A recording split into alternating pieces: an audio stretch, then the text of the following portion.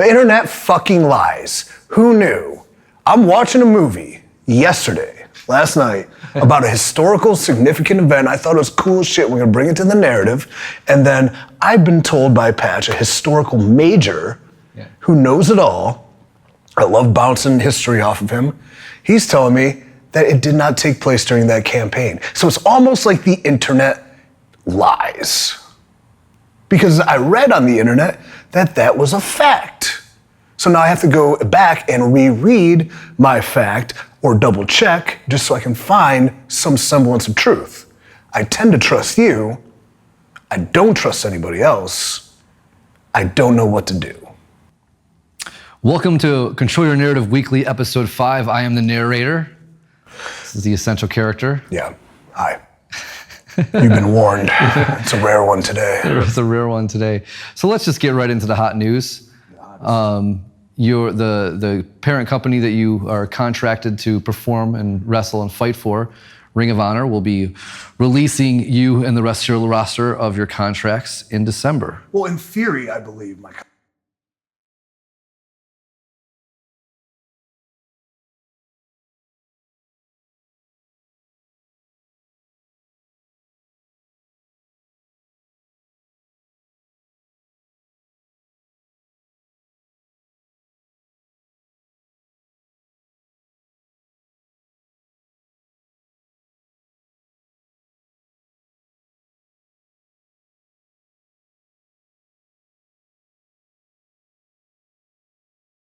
just recently released. And that is something that wouldn't mind I'll say touching. first off, before I'm not throwing shade and being.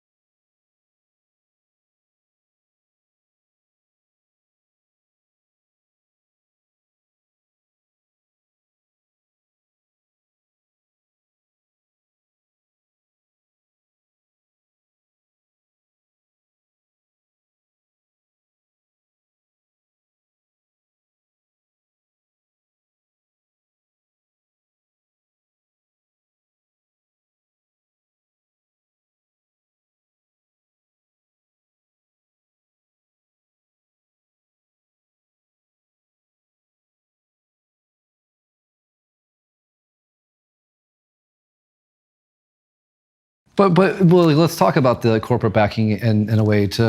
Ring of Honor was. I mean, we still don't know anything. We don't know anything, but It's very vague. I want to props and say some nice things at Ring of Honor. When we were all coming up in the mid 2000s, that was an attainable goal to work towards, and it was a great opportunity for EC3, the essential character, especially the real version of you, to go and compete there and take on Jay Briscoe. That's some real beauty in art. But the product and the way that they were producing God, I want to fight Jay Briscoe in front of people. Yeah. Oh, God, I love that dude. Yeah. He's my favorite Ring of Honor wrestler, like ever, I think. And we'll speak that into existence. The opportunity that a lot of the talent had to kind of continue to push the product, but they were turning into a studio, like a corporate, hey, we are just a TV show, and that's what we are. And it was, Impact did that for a while too, where like, it really didn't matter as long as content was created and they had a weekly television program to come out with. So now I think it's gonna force everybody in the situation that they'll still be remaining running it to have to try and create more attractive looking product.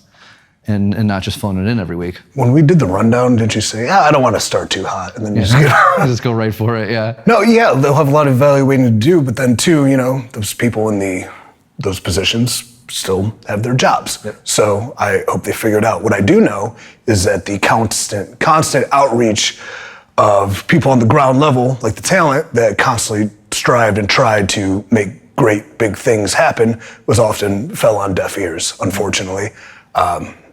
That's one thing I can't tolerate is when I feel like, and I speak for many talents within the wrestling world, if this is all I'm doing and this is all I'm thinking about and this is all I'm pushing, when I'm not there, what are you doing when you clock in day to day? And there's plenty of things, because I do not know that aspect at all to do with the corporate side. But when you want to do something to better your company so they make more money, in hindsight, you make more money, and it's neglected, not neglected, just unanswered, it's very disheartening. And it can only go on for so long.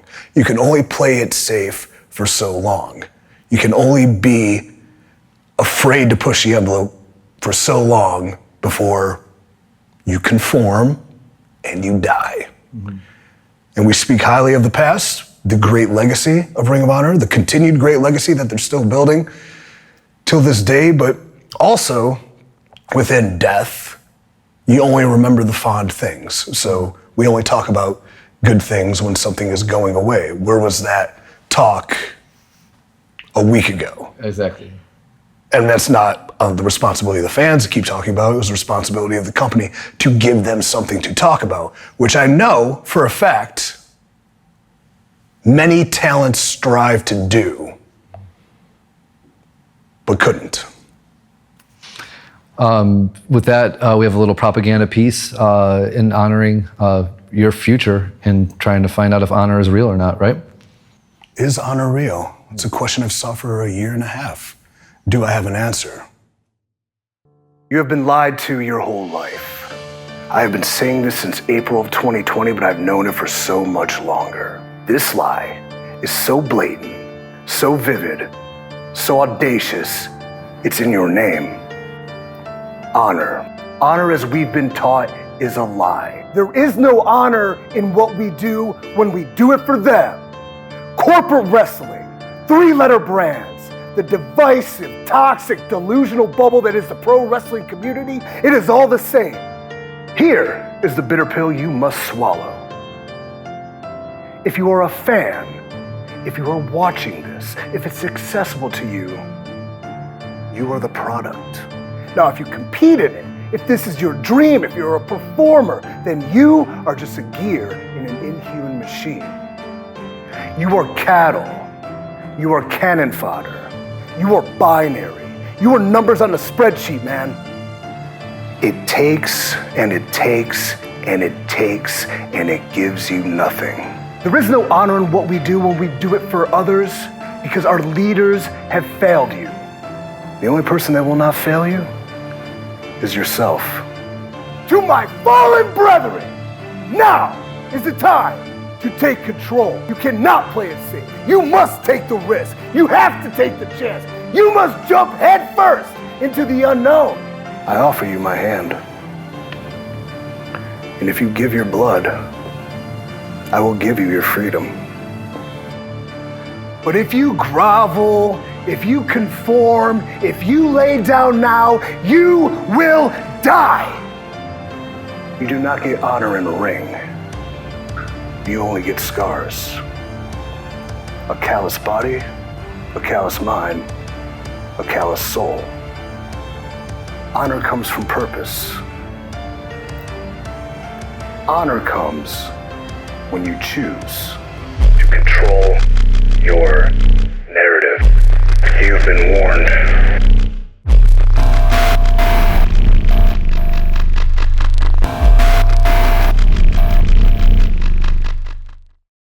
So that is the propaganda piece that we are... Art imitates life. One thing about myself is I feel great depth and, release. When we talk about this is therapy, this is psychoanalysis, I feel great release and be able to create art within a story. And, storytelling in wrestling is so kind of dissuaded. People are more interested in what's happening behind the scenes than what's actually happening in front of the camera. So I feel the best way to do that is combine the worlds. Everyone knows what's going on, address it, talk about it, make people want to pay money to see something happen within it. Therefore, business goes up because people are invested, and they're invested emotionally. They're invested in the moments that take place. That's the whole purpose of this shit. in my opinion. Am I wrong? No, you're completely right. And I think that propaganda piece achieves that art imitating life. It's a call to arms, especially, all right, because when I came into Ring of Honor, it was during a pandemic and we were isolated in hotel rooms and bubbles, and I never felt ingrained in the locker room. I never felt the great bond because I came in and we couldn't talk to each other. We were locked in a hotel room and we were in separate dressing rooms.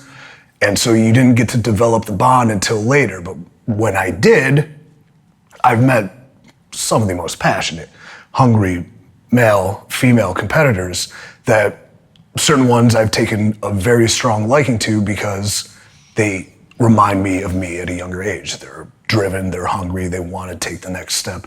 They want to, in theory, control their narrative. Mm-hmm. And this is a call to arms for them to know it's not over. It does not end.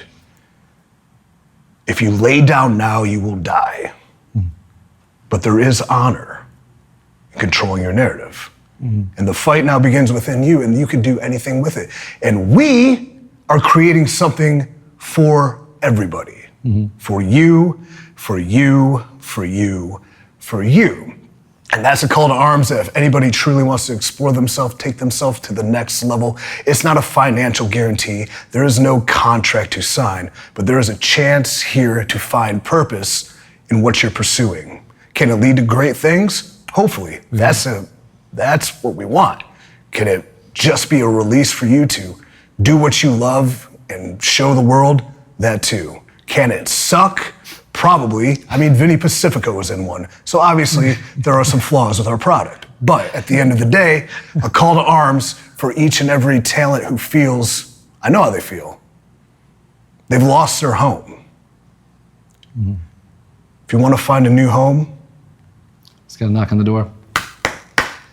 We're waiting for you. And one Ring of Honor wrestler that is knocked on the door. He actually in the Free the Narrative 2, he is who William spends most of the night sitting at the bar talking to. He's his date for mudslides and steaks is one Vincent, and Vincent is such a special entertainer and storyteller. You know, a lot of I sat down and did a psychoanalysis with him, and we get a lot into his love for horror movies and the insane amount of depth he puts into his character development. Yeah, and he reminds me a lot of like a man you talk about with him. Yeah, a lot. Rob Zombie. Sure, that too. No, yeah, and we go into a lot of those details, and he's definitely someone that we are looking forward to. We were already planning on telling more narrative with Vincent, but now we get the opportunity that we're unimpeded, and you know, really get weird. I gave him a call this week and was just like, hey, let's start looking at A, B, and C, and like looking at options of storytelling outside of the realm of just wrestling, utilizing Vincent as the character that he's building, and I'm really looking forward to working with Tommy Tanks and Vincent and creating a whole new universe around him. It's gonna be a real horror show. No? Yeah. Take it away. This is the psychoanalysis of Vincent. Vincent. Hello. Welcome to the narrative. Thank you for having me, man. Yeah. So if anybody hasn't seen the narrative, Vincent has a cameo. He just so happened to be with William that day and sitting at the bar. Righteous William. Yeah. Having a couple drinks. Yeah. Old William. Yeah. The life of the monster William. Yeah. That's all he does, man. Yeah. Yeah. We speak a lot about his beer goggles and his alcoholism and his match, which we all have, which is great. Right. So, you know, before we talk about what could happen in the future with you in the narrative, let's go a little bit like, how long you been a wrestler? I've been a wrestler for about since 2009. Mm-hmm. I started training with Spike Dudley at the Lockup Academy, which is located in Fall River, Massachusetts. I was around wrestling since I was about 16, 17 years old. Mm-hmm. And, you know, setting up rings, just making my rounds around the Northeast area. Yeah. Just trying to show my face as much as I can. And I was doing a bunch of shows with a bunch of randoms. I had like light training, so I didn't know shit about psychology or any storytelling or anything like that. Athletic enough to do stuff. You know what I mean? But at one of these shows, just like 2008-ish, Spike Dudley was at one of these shows, drinking, just like our friend William, having a great time. Probably my only time I met Spike was he was drunk too. right. Most likely shitting on the show that I was on, but he actually ended up coming up to me afterwards and just kind of said, hey, I think you might have a little bit more potential to do a little more. Is this something you actually are serious about wanting to do? Yeah. And he gave me his contact info and said, if you're serious, show up at this place. I run the Lockup Academy in Fall River, Mass. And, meet me here. And at first I was, like most people, a young kid, I was intimidated to kind of, I'm with everybody. How old are you? I'm 35. 35, okay. I'm with everybody that's telling me I'm great already. All my friends. Why would I want to go anywhere else? You're over in your clique. But I was with people at that time that were just content wrestling at the closest VFW, and that's about it. Do you know what I mean? Yeah. So eventually, I kind of gave in and said, let's go see what this is all about. And I get in the ring, and Spike's like, you.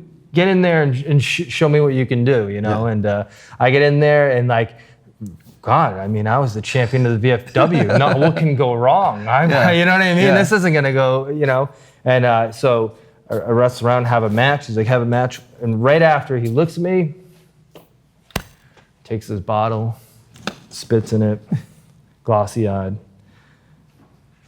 You don't have any idea. You don't know shit. That's exactly how you said it too. You don't know shit of what you're doing. You don't know anything. You came in here, you told me you had some experience. You know absolutely nothing. And to be honest, inside, I kind of knew that. Yeah. I kind of knew that. You know what I mean? But so he basically said, he pulled me aside afterwards because I was like, shook because I had already been kind of wrestling, but like I said, with limited to no training. You already had the endorphin. I had within that area, you know what I'm saying, but wasn't going to go any further than what it was, you know. And afterwards, he kind of pulled me aside and said, "Listen, if you're serious, I want you to do one thing for me. Go home and forget every single thing that you know about this, and I'm going to strip everything away and build you right back up from the ground." And after that, I just kind of stuck with Spike, and it was just kind of off from there. And we would train 3 times a week for 5-6 hours. And it was a small crew, but it was I had a crew with Taven was in that crew, Bennett. We had Tommaso would come through, Oni Larkin, who's over there now. So there was we love Oni here. Yeah, there was a good. There's a good amount of, there was a good little crew to that all kind of had the same drive to kind of. That's a great class to be training with. Yeah. That's a really solid class to be training Ivar Hansen was involved in there. So that New England scene during that time was just kind of people trying to help each other. But I stayed with Spike ever since. And then, I started working, in that Top Rope Promotions was the home base for that school. And then I kind of just ventured out through the Northeast area. Were you already trying to work sort of a darker character? No. So for the longest time, I was actually kind of having a hard time kind of figuring out who I was and what I liked. You know what I mean? What I mean? And it's funny because as a young kid, there was wrestling that I had such a passion for, and then I loved horror movies. It was an equal love for both. And if it wasn't pro wrestling, then it was horror movies. And it was it was always that. My mother was a huge horror fan growing up as a kid. My mother actually collected horror movie props before I even did. I have a whole room full of that stuff. Very lucky to be raised in that. So she collected all that stuff, but never, in that time coming up in wrestling, did I ever think, and I think it goes for a lot of people in a younger state of wrestling, where you never think it's okay to just do what you like and bring it into wrestling, but you always, I think some people have this thing where it's okay, wrestling's a separate thing, so that's the wrestler, and then obviously this is what I like. But no, it should be the amplification of who you really are. Right. Which I think just takes time. Some people figure that out sooner. Some people it takes longer, or you just. Or you have nothing you're interested in, but after it took years, man, and I think I really didn't really start to find, I really start getting comfortable till Ring of Honor. Yeah. And it was actually I was at when you guys first debuted as a Kingdom. Yeah, I was in Lowell. I was in the Lakeland. You guys were really Oh, early okay, on. I was in Lakeland. Okay. So and it was like I was sitting there just going, there was something Walking Dead about it. But there was something more than that. You know what I mean? Right. Because like at the same time that Walking Dead was still over at the time too. Like it was still a good show. Right, and I was right. just like, the potential in this was ridiculous. You know what I mean? So it was like it was one of those things, man, where like when I got into Ring of Honor and joined the Kingdom in 2016, a little bit before that, I was kind of like toying with the fact of like, how do I, I love this stuff. How do I bring it into like wrestling in a way that could make it work? You know what I mean? Yeah. And so once I joined the Kingdom, it was just the Kingdom. That was it. And then one of the guys I was tagging with, TK, who wasn't Taven there, broke his leg, and we ended up being in this like weird limbo, myself and Taven at the time, where I felt like, well, wait a second, like this, I have to figure out like who I am here, because this Kingdom thing is gonna end. Yeah. So what next? what is next? I'm out the door if this doesn't, you know what I mean? Like, who am I? I haven't really I've shown what the Kingdom is as a package. Yes. But I really haven't shown like who I am. So I remember one night, and my wife is a huge horror fan too. And I remember one night I was just kind of like, sitting there and just kind of thinking, and I was just kind of like, I had all these masks that I have, like I've been collecting for years, like screen used stuff. Like from, I actually have one of the Halloween like used, from the later films. But I remember they were in the living room in this like shadow box, and my wife actually said, how come you don't like wear a mask or something, or bring some of the stuff that you like in wrestling? And honestly, that day I was just like, it just was why like, not? Yeah. You know what I mean? Like, this is like the stuff that I like, man. And like, eventually it kind of started with that. I kind of like did that Horror King thing and kind of had within the Kingdom, because it kind of worked for that. Different masks with the Horror King crown, all like distorted. You elevated what you already had. Yeah. So I started kind of like getting into this like real like comfort zone for me in wrestling, because I was always like in the ring, with the in-ring stuff and the athletics and all that stuff. I was fine, but I wasn't really comfortable. Like I couldn't sit here and like look into this camera and say, you know what I mean? Like, because I didn't have it figured out. And then I just started getting what an opportunity to be in Ring of Honor. Yeah, and be there to find that, you know what I mean? Right. And then I started doing that, and then I did like the balloons from under the ring, which was kind of like, it was from the movie It, but like, it was just a visual, an overall visual of like, it's just something, and the crowd kind of have like a react to it, and it was kind of cool for that time.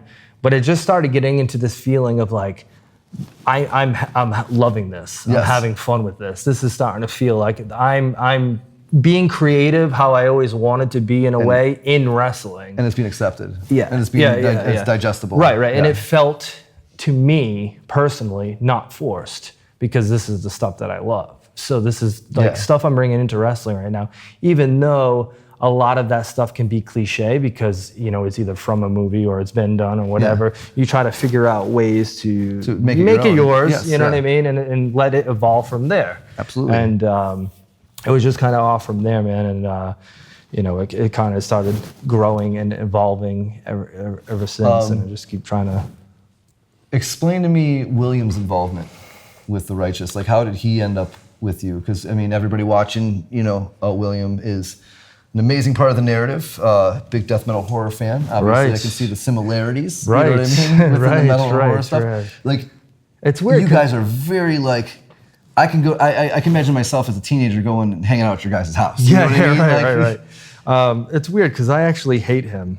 No, I'm just kidding. But no, so with William, it started with that. So it's funny because I've known William for several years before we were on shows in passing and we didn't really talk to each other. We knew of each other, but we were just, very high by whatever. Yeah. And then the horror thing came up, and I remember we were at a show, and like we have a similar friend, and he had talking about going to one of the horror conventions, like as they have these big horror conventions in Jersey that are really awesome, and he was going to those with them, and I was invited, and it was one of those horror conventions that we kind of hit it off, and like literally realized like we're the same person. We're like the same exact stuff, the same movies. Like we're best friends. Yeah, like, the same movies, the music, everything, like all that stuff. So it just kind of fell into place there. So for the longest time, after me and Bill started attending these like horror cons all the time, we would talk about horror movies, kind of linked up right there with that stuff. And then once I had separated from the kingdom and started doing my own thing and created my own group and my own vision of what I kind of wanted, he was one of the original picks for me. That I wanted to kind of bring in, because like for like somebody to be that that big monster of the group that I kind of visioned for that specific role. I mean, he's the first person that popped into my mind. He's the guy chasing the girl in the backyard. Just you know because, what I mean? Like right. Definitely And like authentically works with what I, you know what I mean? Absolutely. It's something I know that I can be like, okay, him, because it's going to come natural. I know if I tell him what it is, he's already gonna pick it up. He's already gonna wanna, and I had already known that from his past, he already had a vision of his own of something similar to what I kind of already wanted. So it kind of worked. When he originally told us about the character, it was because we were developing what William was gonna be in the narrative and seeing the similarities between both, but they're so different. Right. And that's what I love about it. You know what I mean? Right. I know that when William shows up in the narrative, it's cannibal corpse and violence and beer, but with you guys, it's a whole nother. It is a horror villain. Right. You know what I mean? And it's still cool to me because I feel that whether it's the narrative, what he's doing here, or Dutch and Ring of Honor. Each of those separately bleed through each sides of those things. So which is cool. So that's what makes it to me authentic in its own right. So for the longest time, I William was my pick for this, and it took forever to get them to agree to it. But I kept kind of, this is, I'm telling you, this is the guy. And so what we did was we kind of set up, a little photo gig and took some photos together with it. And I said, listen, like, here's my vision with this guy. You did band shots. And that's like, and that's all it was. As soon as they saw him of like what William had in his mind for that vision and what I had for it as a package, then they were like, okay, sounds good. You guys take great pictures. And it was off from there. And it just like, and with that whole bond with the horror films and all that stuff, like, I mean, and it's funny because I've met William's mom, and it's the same. Like, I feel like we have the same mom, But after that, it was kind of like, and now the chemistry, with myself and him in the group is just, it's so natural. Like even like, getting together and kind of going over stuff of what we want to do. It's just like, it's the way we bounce things off of each other are very, very similar. Yeah, and I mean, I think everybody in your group have their roles really. Everybody gets their roles. Right. Everybody knows exactly what they need to do. I actually think it's a detriment that you guys are spitting out so much beautiful performances, and unfortunately the world isn't like buzzing about it. So if you get a chance, look at The Righteous on Ring of Honor. Just look it up on YouTube. It is wonderful stuff. I've joked about you when we've been drinking about being Rob Zombie, and we've been. I get it. I've been like very much like working into your in-ring repertoire. But I was just speaking to EC3 the other day. We were talking about. We got a text from Adam Shearer that the guitar player Leonard Skinner watched the narrative, and that was huge. It's awesome. What I mean? Yeah, it's fantastic. But it got onto the his movies and that scene with Freebird. Yes, and it's an iconic scene. I see you guys so much in that movie. Well, it's so much. It's funny. Of that well, stuff. It's funny that you mentioned it because I mean, I'm a huge fan of obviously horror movies, Yeah. and I'm also a huge fan of like serial killers. I love to watch serial killer documentaries, and I've read so many books, seen so many documentaries of Charles Manson. So it's kind of evolved. It's kind of, you know, grabbed and pulled and meshed together from like a Devil's Rejects kind of Charles Manson-esque, you know, horror feel. But it's you know, you mentioned that movie, but you know, like last year, Bill Moseley, who plays Otis Driftwood, got involved with me and stuff with the group, absolutely. which was, you know, I fantastic. totally missed that. I did not know that. That's awesome. Yeah. Yes. So we had him do, you know, he did a vignette for us, and kind of, and he still is super cool. Possibly gonna. I'm not going to say too much about it, but we're still trying to get more stuff involved with him with that. Just because it had the same aesthetic. Aesthetically, it just feels right, and I think it would be just a cool little, like, you know, a little bit of pepper on. Yeah. Like, I mean, it's simple as like you go to his house and he's the grandpa, he's the dad that owns the house. Right.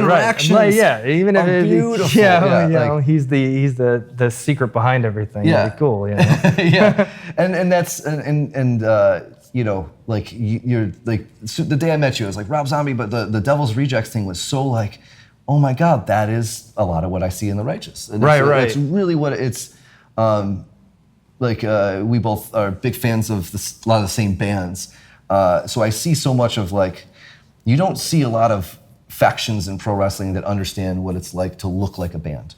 Right. I mean, that's why NWO worked back in the day, is because there's just a bunch of cool dads dressing like they were in a band. Right. And now we're in this era, and like, and unfortunately, the Bullet Club was just mimicking that in Japan, where I see you guys have so much like depth of like understanding what it means. Like, there's a reason Slipknot worked. Right. You know what I mean? Right. There was a way that it was portrayed. And you don't see it that always like evolves. The Wyatt family, another one. You know what I mean? Like, you know. And it always evolves. You know what I mean? Like right now in Ring of Honor, like we're doing the all white. Beautiful, yeah. So like looking like Faith No More. Yeah. So it's like it's like Ring of Honor is going into this pure stuff about pure. Now, like, we're not really the type of guys that would go in there and pure wrestle, but there's a way to kind of like, we would do it in our way where like, okay, we purified ourselves from all the violence after Taven. You know what I mean? I've bled buckets. You know, Williams bled buckets. Now we've done all this violent stuff, and now we're purifying ourselves within the company, and we're gonna you know what I mean? So it's all like, and blood it's all a ruse. Blood looks great. Right. You know? Right. But like we are. You know, okay, you see on the outside, okay, we're pure, but like, are we really that pure on the inside? You know what I'm saying? Yeah. So it's kind of I saw at the end of the pay-per-view. It's kind of yes. like, I like the finish the pay-per-view and you guys walking out, I was just like, this. I was just like, I'm like, well, this. because you know, you take the crown after the bloody war, and now we purify ourselves to move forward. If you get a chance, anybody watch his cage match with Matt Taven, it's brutal. Like, it is. It's brutal. Yeah. Matt Taven is like the still paying for it. He's the I'm Baron sure of he some is. sort of weird death. You know what I mean? To all you guys. Well, that's why William had to suck mudslides and steak through a straw. Yeah, like that, absolutely. Now, a couple more questions. One being, we have not been able to create together. Obviously, I'm very advantageous now that we have Free the Narrative 2 out. I'm looking forward to actually just creating with you, whether it's for the narrative or just vignettes and stuff, and seeing what we can create together. You know, let's get in the lab and see what comes out.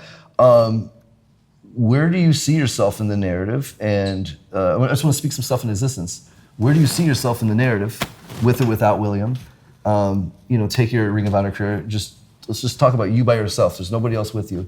Where do you see what needs to be broken out of you? Like, what would you want to see improved? Who would you want to do that to you? Like, who would knock on your door to bring the best out of you? That's actually because you can't create this character without all the darkness. Right. Yeah. And that's a fantastic question. And being there for the small part that I had there, just the environment, the atmosphere of the whole place in general, and what's going on there. Just for me, like we talk about aesthetically, I just felt like I was at home. Yeah, you know what I'm saying? Yeah. You know, I felt like I just belonged there. You walked through the door and I was like, shit, I wish I had some time to plan this one out. You know what I mean? You know what I mean? So like, I mean, like for who could bring that out of me? I mean, I mean, I saw what the central character did. Yeah. So I mean, I think he'd be somebody that'd be great. I mean, any way that I could obviously get myself involved in the project more, I'd be. But like, what would you like? Would a Matt Hardy pull something out of that of you? You know, like let's think about like what you as a character, like, you know.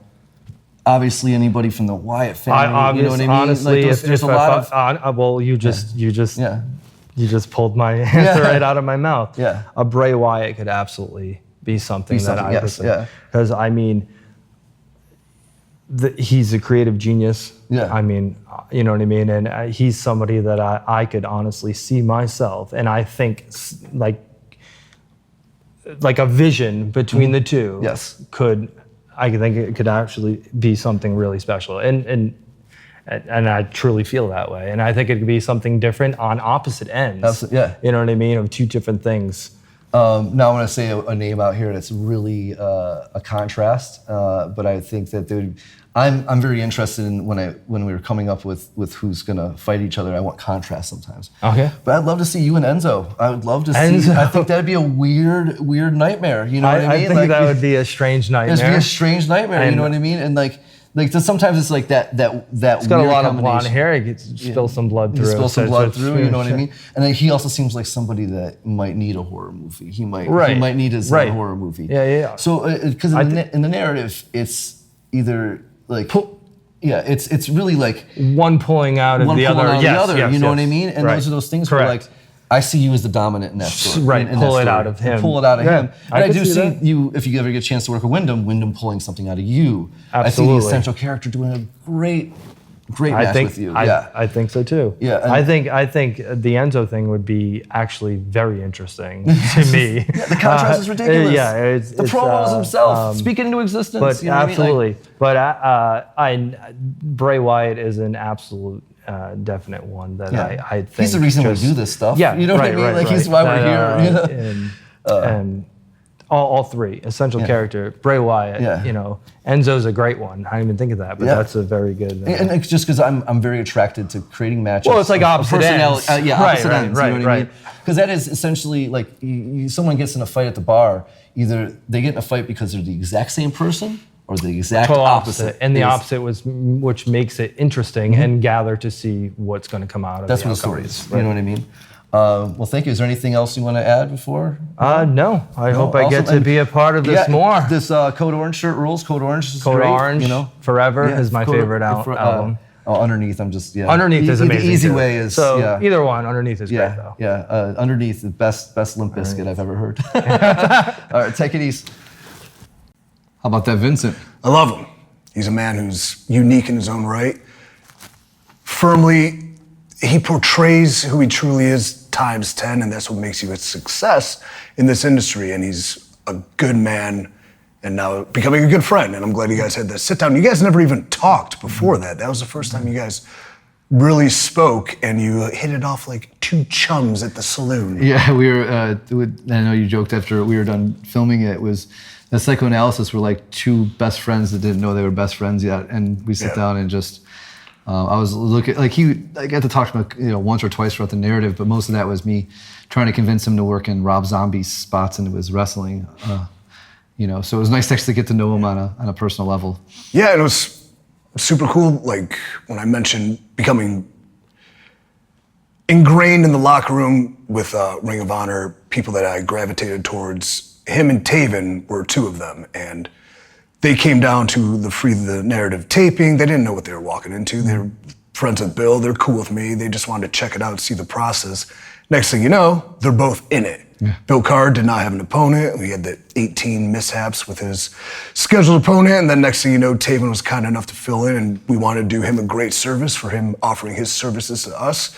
So we told a story about why he loves purple so much. And I'm very intrigued when we get him in the psychoanalysis over there, what he's gonna say about that. But like, able to tell his story via a color. I know that color is important to him. I see him wear it all the fucking time. I had to delve into him and talk to him about it. And to be able to do that, and then Vincent hanging out at the bar, smiling the whole time.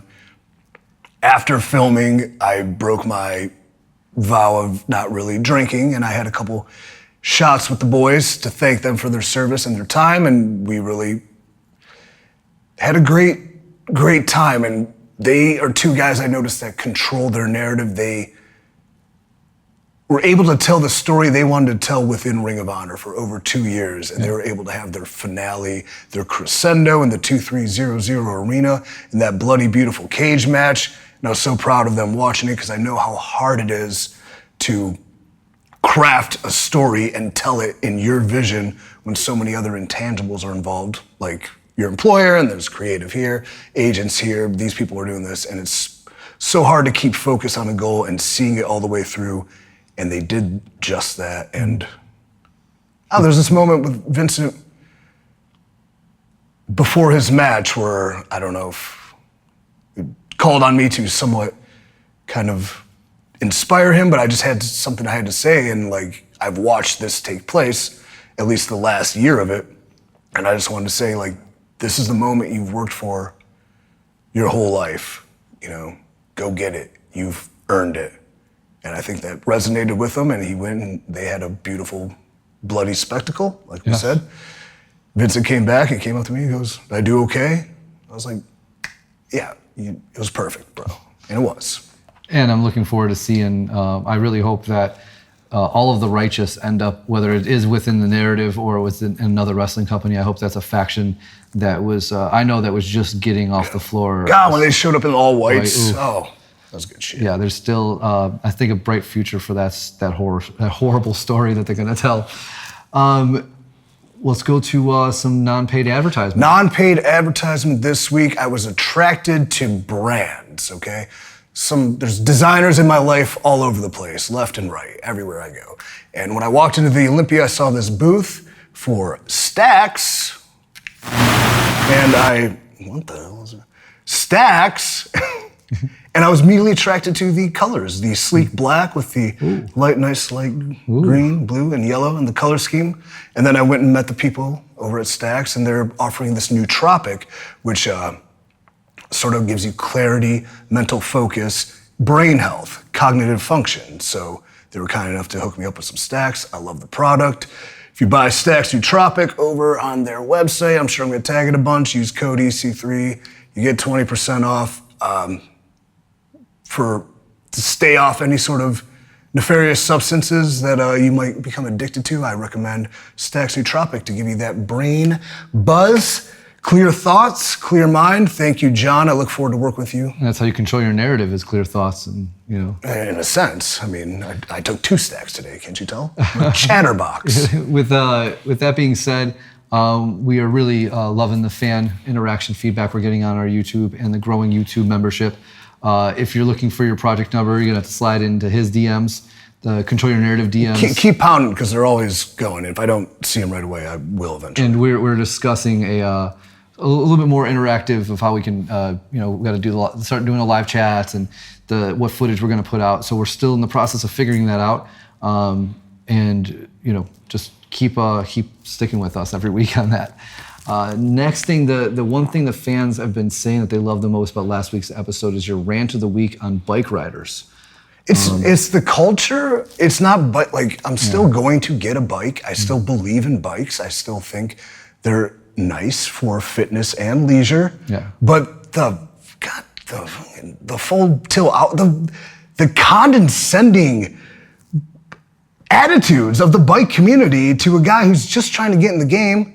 I'm sorry I don't fit your mold because my muscles have definition, but like, I know, I come walking into Wheelworks, did I name him last week? Yeah. Come walking into Wheelworks like a dumb meathead, looking like a psycho, I get it, but I also have money and wanted to buy a bike, and then you turned me off, and a whole culture. I had a boss that got into biking back in the day. I'll tell you his name off camera, but he would wear those skin-tight spandex gimmicks and then show up to work and start like trying to be a leader and manage everybody, but just packaged. But you just see his indentation. Yeah, it's just frenulum.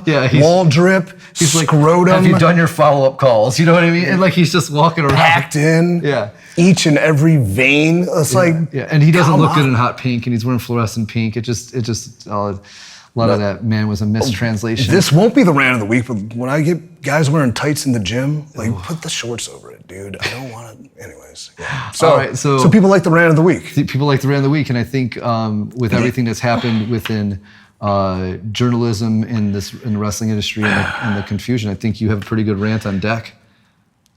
This week's rant of the week is brought to you by Big Dave's dumb tweet. So we get this call, this Ring of Honor call. There's tears being shed on the lines. Everyone's saying their pieces, and people, that is their home. That is the home of the talent. That's home of some of the people in the office. That's home of so many people that do not know what their future holds for them now. Is it going to continue? Does it end? Nobody knows. Nobody knows. But when nobody knows, you find yourself believing anything you hear. So the immediacy of that call ending to a tweet coming out that is skeptical and baseless at best, but leaves enough room for plausible deniability at the end, more to come, is an atrocious assault on the soul and humanity of the people that work their whole lives to be in these positions. It's bullshit, it's obnoxious, it's annoying, and it's sociopathic in a sense. In an effort to be first, you lose the fact people have hearts and people have families. So I walk into this shop having the call. Now, I am used to this. Like I said, I worked in developmental system where every day they put the fear of God, you're gonna get fired in. I worked for Impact, where every day we thought the walls were closing in and the company was gonna fold, which this man reported it was, and it didn't because it still exists. So why do you believe somebody who has a 20% at best track record of reporting? Why do you pay for it? Are you insane?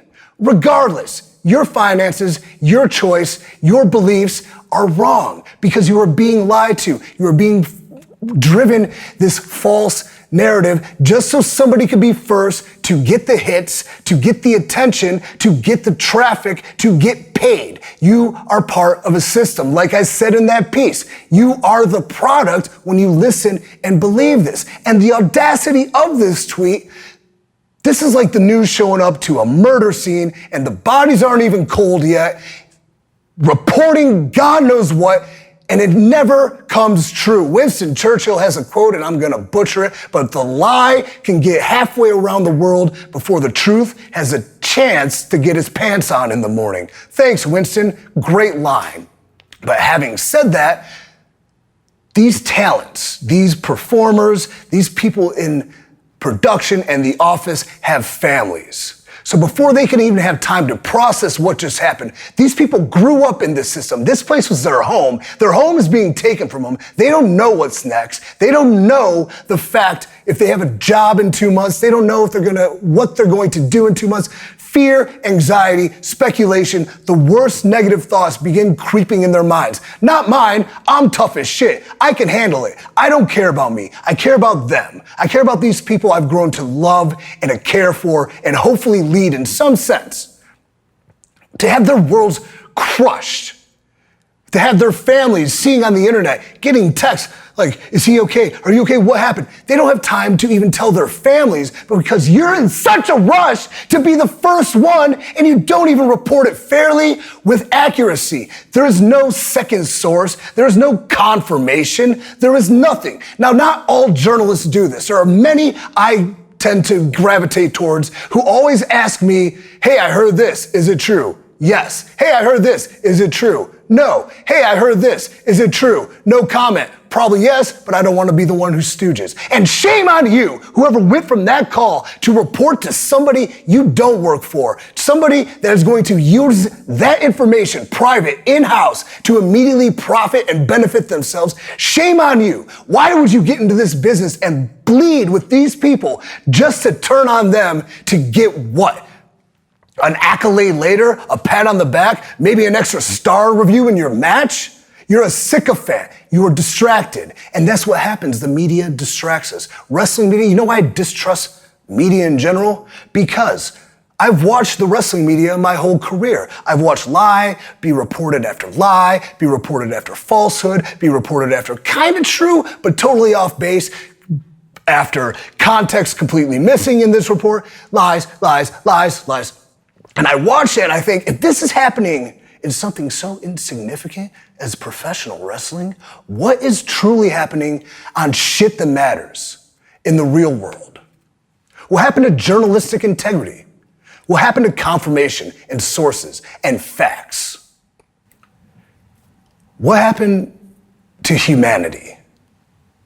This is why we're so against each other. This is why we're so divided, because we allow people to lie to us every day.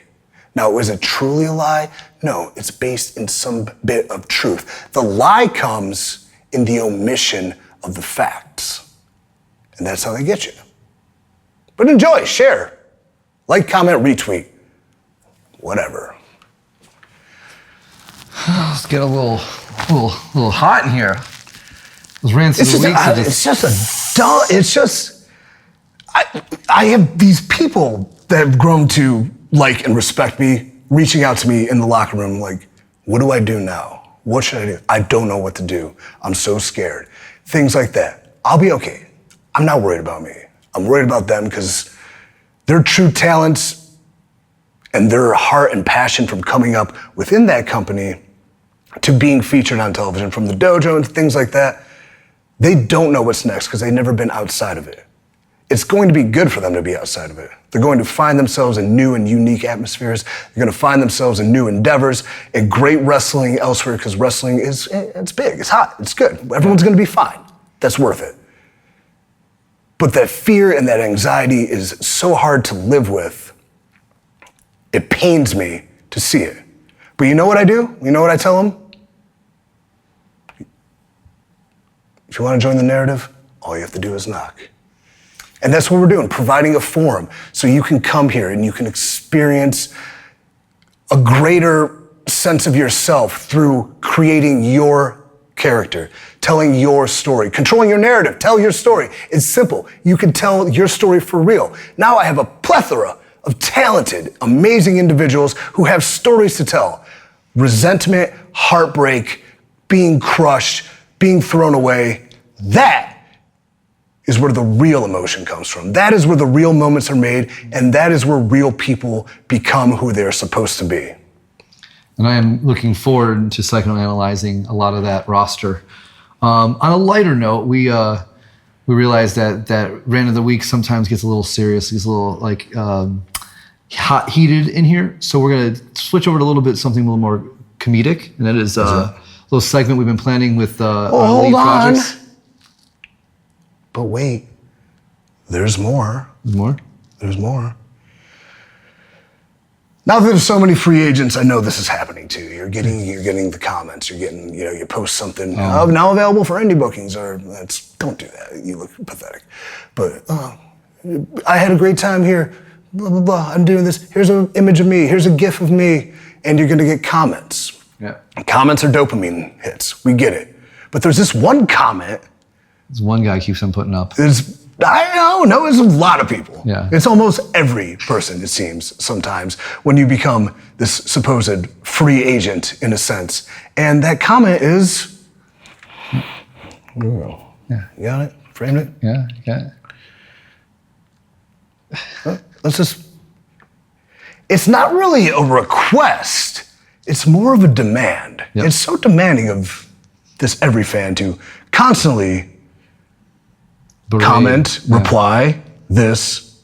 Maybe they post it on their forums. I don't know. But it seems prevalent. And this shirt is now available where? At freethenarrative.com. Let's put on freec3.com. freec3.com. Get some profit off that. Yeah. For G off TS over here. Just ruining the feel and the feed. We do these live chats, and I'm trying to interact about the depth of art that we're trying to tell in the ring, and it's just it's that comment over and over again, and we love that place. Who are you talking to? Yeah, but we get it. We love that place. That's a place to go to. It seems like a lot of people are going there, but there has to be. Can't have everybody. You can't have everybody at once. And they can't employ everybody. So no, it's like they're a business. It's a business, and they have enough talent. They have 3 shows right now. They can do 5, and they can buy up all these contracts. And that was another rumor that went up this week that someone posted just to see how quick you guys would fall for it. like, yeah, you sent that to me. Yeah. And the dude admits I just made it up on it. And I've still people texting me congratulations. I'm like, these are people in the business. Like, source your information. Read, just research a little bit. It takes 5 seconds. It's just. And like that's really like, don't comment on something until you fully invest in even the caption. Don't read just like everybody just reacts and Headline, clickbait. You're the product. Yeah. Wake up. So having said that, did you do your homework? Yes, I did. I definitely started writing some lists. I haven't been doing them at night. I've been doing them in the morning. Well, the homework's interpretive, how you want to do it. Yeah. That's fine. Now I see you have a bunch of whiteboards here. Yeah. Maybe work on our inventory better. Yeah. So that was cool. I've started to do it too. What I've noticed is being so busy and distracted and not taking enough stacks is everything I need to do, I keep putting off. And that's on me, and I'm accountable for it, and I need to do it. Like, I have money, why do I keep forgetting to pay my car payment? All you gotta do is press a button, like I'm an idiot. But, and for this week's homework, yes, we're very negative. So this week's homework, we're going to put some positivity back into the world. So for everybody that puts that comment out there, I want someone to go and say something nice to a professional wrestler that makes your day better. Like take your everyday favorite wrestler. You know, I want to finish this up, and I'm going to go put on John Schuyler's wall. Man, you're one hell of a cowboy. You know, looking forward to seeing what you do in Impact Wrestling. I'll tell you too, you know, stuff like that. Like go and speak positivity into someone's day. Don't tell them they're underutilized. Say, hey, you're doing great, and I want to see you do more of this. I'm proud of what you're doing. We see the improvements you're making. We appreciate all your effort. Something that's, I don't know, not frivolous and buzzy, but something that's real. And I assure you, the demented narcissists that we all are that are looking through comments will see it and be like, oh, that sticks out to me. And I actually do appreciate somebody said something so kind. That's not, you look hot, babe. Ew, stop. Or I put a picture of me, yeah, I'm jacked and ripped. I know it. Wow, you're real ripped. I know, okay? But like, wow, it must take a lot of work to maintain that. Yeah, and your it drives veins me nuts. motivate me to be a better person. Perfect, thank you.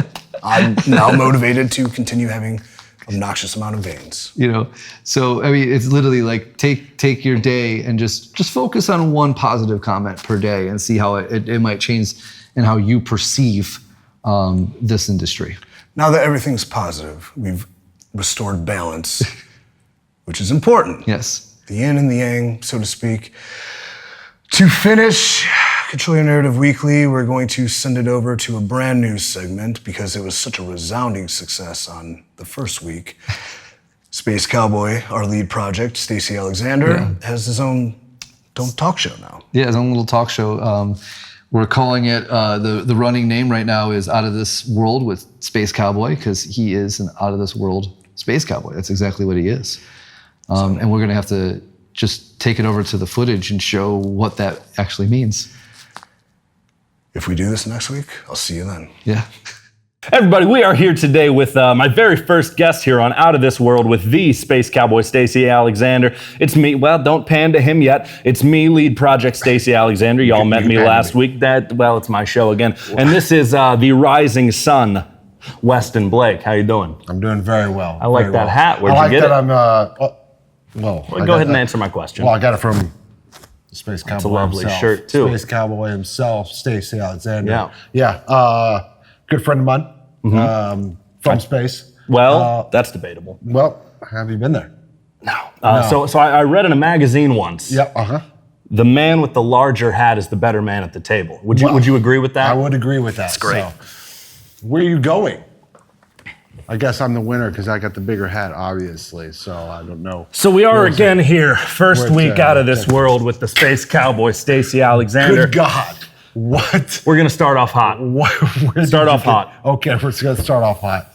It has been alleged that you did one date in NXT under a luchador mask as the scat man Corey Carrots. Do you care to comment? Well, I plead the fifth. The fifth. I'm going to go ahead and plead the fifth on that. Okay. But if you want any information about Corey Carrots, I do hear on Spotify there's a album dropping, 24 Carats with Corey 24 Carrot. carats with Corey Carrots. Got it. Yep. Okay. Yep. Patreon content coming soon, I'm sure. Please, yes. Okay, we'll work out the tiers next week. I don't know the man personally, but yes, I'm a big fan of his. Well, he has a great physique. Maybe he'll be on week 2. That'd be nice. Other things to talk about. You know, you had a match in the narrative, of course, did. narrative 2. Yes. Something about a Titan, something or other. You lost. How does that feel? Well, it's hard when you lose, especially when you're trying to get your message out there. Yeah. Especially being the rising sun I was at one time. If I may. So you call yourself the Rising Sun now. Right, yes. I've seen you hit the elbow Of twice. course, yeah. Each time you fell down afterward. Yes, and what do you do when you fall? Oh, wow, that's a big one. You get back up again. That's right, you rise back Okay, up. there it is. There you go. We'll call that the rising elbow. Fun fact about myself, I'm actually undefeated inside the narrative. Oh, wow. Yeah, I don't know if you knew that or not. I did not know I've that. never lost one match in the narrative. So maybe, something down the line, I show you a little something. Again, never lost. I'm one of what I would say, maybe 2 guys that are undefeated in there. I don't know. I don't keep the records, but Well, I mean, you're obviously a big guy, and Huge. The narrative too, I believe, is that there went the backdrop. It's fine. We're in a garage. The secret's out. where Not in space. yeah, I thought we were in space. Yeah, you just came here with a bag over your head. I mean, we could be anywhere, folks. Last time I was at Publix. I was at Publix. I believe I was doing Dunkin' Run. I had a donut in my hand. Went to Dunkin' Run. Publix. Charlie with the cold phone? I was, yes. And I was gonna grab seal wrap, and then I just lost all consciousness. Speaking of seal wrap, what would you say with the allegations that you're slick as a seal but half as slimy? I would believe those are true. It's all true, folks. That is true. Next on the fact sheet. Go ahead. I heard you do a mean Pooh impression. Pooh the bear, not Pooh the excrement. No, actually, I don't. It's actually a new character I'm working on. Okay, It's wow. a Stone Cold Steve Pooh Bear. Oh. And his catchphrase would be "Oh dear, oh dear." You already did it better Well, than I I mean, did. hey, Well, man, yeah. maybe that's a character for you. It runs in the family. We'll see. Down the line. Okay. Maybe, narrative 3, we got the Pooh and Pooh connection. Oh, okay. Call us the We Pooh could be the first tag in the narrative. We could, the Pooh Pooh platter. The Pooh. Okay. All right. The Cowboy Pooh Bears. Yeah, whoa. Come. Look out for that. Beneficial for you to do. Oh, okay. I see where you're going. I thought you were doing a pose. I thought Wow. this was a segment of your show where you pose. Or My something. grandfather was half bear, so that's, really? yeah, that's where that comes from. That explains a lot, runs especially the the family. size. And Just wrap it up. Again, I did want to mention that's the nicest shirt I've ever seen you wear. Anything you want to plug before we get going? Like I already said, I'm already set on social media. The Weston Blake on Twitter, the Weston Blake on Instagram, stuff like that. So I'm sure I'll be posting stuff, and you can find out what I'm going to be doing next. Here's coming soon. If you want to see the 4 Sam gifts from Yellowstone, make sure to follow him on Twitter. You can follow me on Twitter, and then I'll probably be posting stuff where I'm beating shit out of him. Yeah, well, he wishes. I'm way too expensive Yeah. for anywhere he works, which Yeah. is nowhere. I am again on Instagram at Your Space Cowboy, on Twitter at Cowboy Stacy. That is Stacy with 2 E's for any stenographers out there. Really bad at social media on all platforms. Not like this guy. He is a crack. You can catch us any day of the week at Justified Prints, except for the days that we aren't here. You can also catch us any day of the week anywhere else, except for when we aren't there as well. I know it's been all right for me. Hope it's been all right for you. Been okay. Okay, well, Yeah. I'll see you tomorrow unless I don't. Okay. All right, I love you.